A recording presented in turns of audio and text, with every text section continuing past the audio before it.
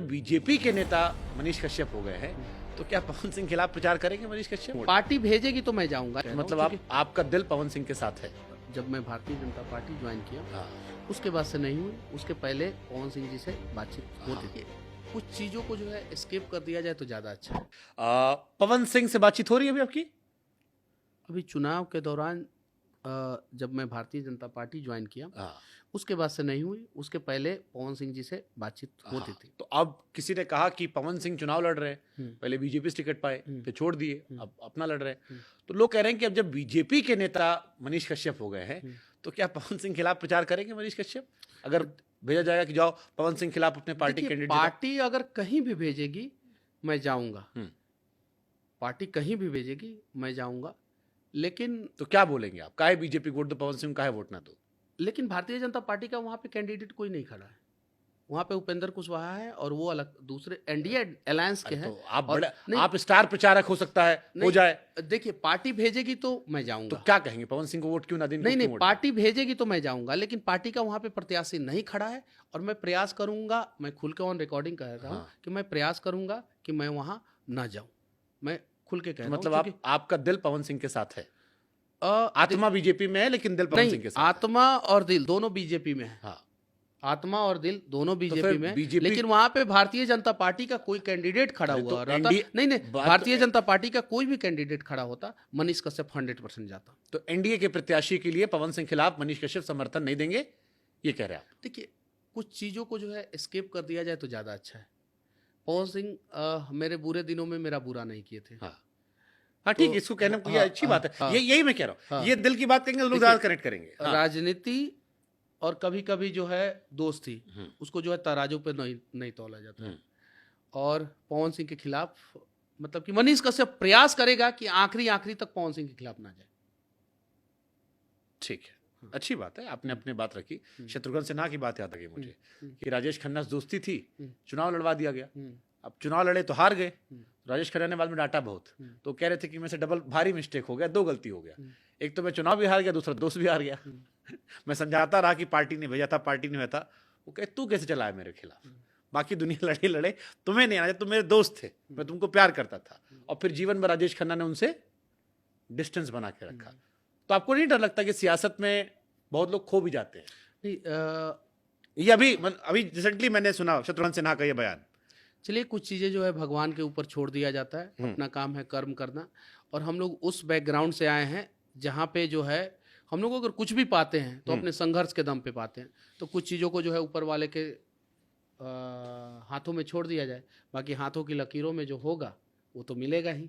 और अपना काम है कर्म करना, वो करता रहूँगा। एक बार फिर से यही सवाल, आखिरी सवाल है, इसको फिर समराइज करते हुए शो के पॉडकास्ट को, कि बीजेपी से मनीष को क्या आश्वासन मिला या मनीष को बीजेपी में क्या दिखा जो सन ऑफ बिहार मां को छोड़कर भाजपा में चला गया?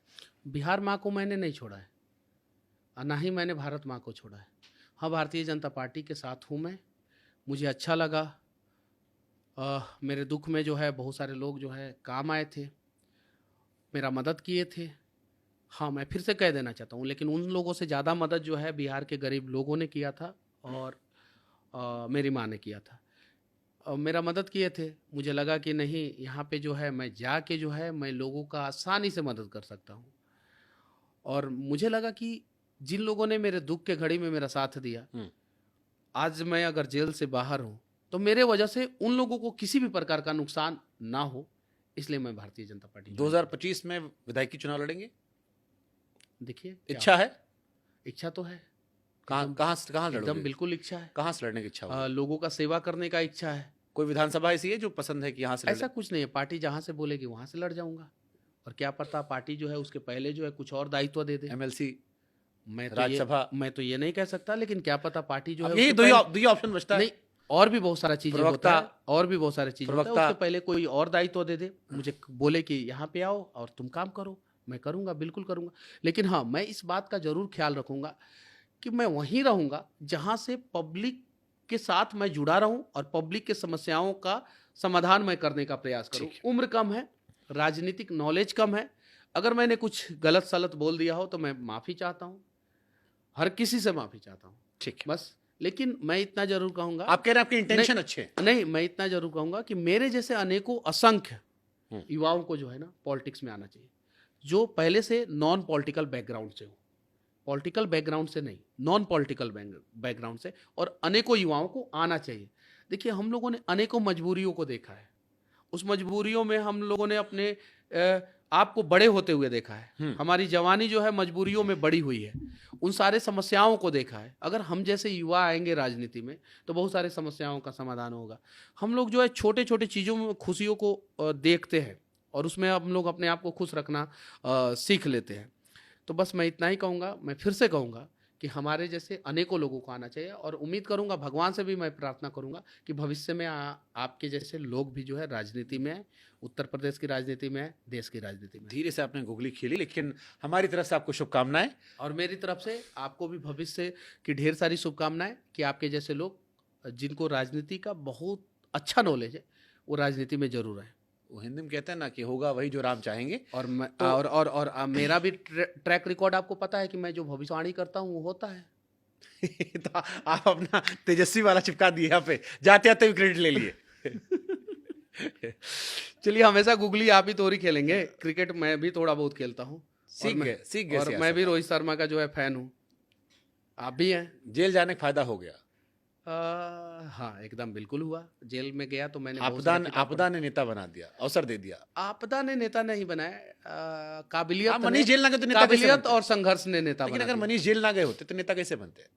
उसके पहले भी मैं 10,000 वोट लेके आया था। 10,000 था ना, अब थोड़ा 10,000 निर्दलीय के रूप में चनपटिया में उठा के देख लीजिए, 4200 से ज्यादा वोट किसी ने नहीं लाया था। मनीष कश्यप उस समय निर्दलीय के रूप में 10,000 वोट लेके आया था। तो आपकी जीत जाती, यही तो लोग कह रहे थे, आपके समर्थक यही तो कहते हैं कि मनीष जीत जाता है इस बार। कुछ कई ऐसे समर्थक थे जो कहते बीजेपी के खिलाफ, कुछ जो बीजेपी के वोटर थे क्या मनीष को वोट देते हैं? कुछ बड़ा पाने के लिए कभी कभी कुछ चीज़ों को खोना पड़ता है, और शायद उन लोगों को लग रहा होगा कि मैंने कुछ खोया है। मुझे लग रहा है कि मैंने बहुत सारा चीज़ को पाया है।